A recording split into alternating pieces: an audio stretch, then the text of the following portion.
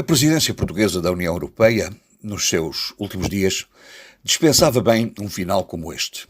O acentuado agravamento da pandemia, que determina recuos nos processos de desconfinamento, e a polémica sobre a posição relativa à discriminação da homossexualidade, vertida em lei e aprovada na Hungria. É certo que a presidência portuguesa foi exercida num contexto muito difícil e que, se quisermos extrair os factos relevantes, nos poderemos ficar pelas medidas de gestão comum da pandemia e da vacinação e pela aprovação da já célebre bazuca, que representa o Plano de Recuperação e Resiliência. Daí que agravamento da pandemia e polémica sobre a posição portuguesa relativa à lei aprovada na Hungria tenham perturbado ainda mais este final da presidência. Porquê?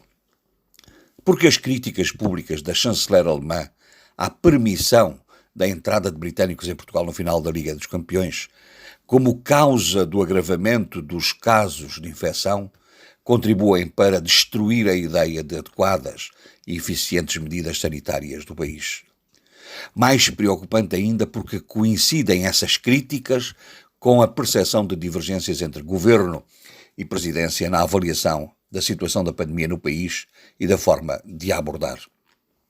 A posição da chanceler alemã é um incómodo político para o governo português e para o primeiro-ministro, que preside até ao fim do mês ao Conselho de Ministros da União. Como o é, igualmente, o facto de Portugal não ter subscrito a carta de vários países de condenação à decisão da Hungria de aprovar uma lei discriminatória das comunidades homossexuais. A justificação para essa atitude é dificilmente compreensível.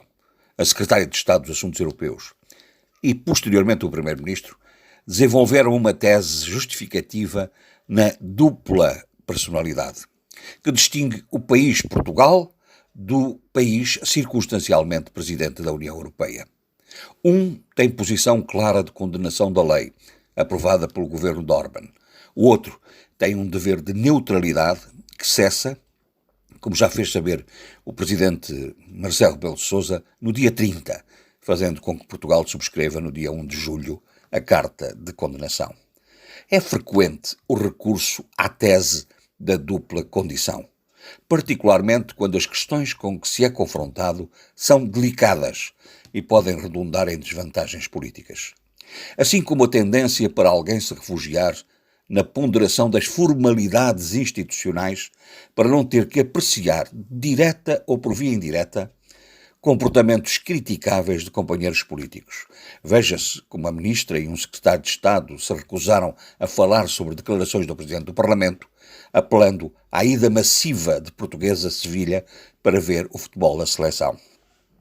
A presidência portuguesa da União Europeia neste primeiro semestre não retira, antes acresce, responsabilidades ao país que a exerce, contribuindo para a defesa e consolidação dos valores e princípios que sustentam essa construção política.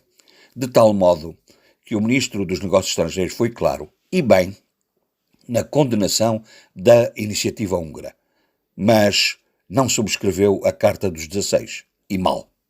Então, há um Portugal que condena e um Portugal que invoca a neutralidade?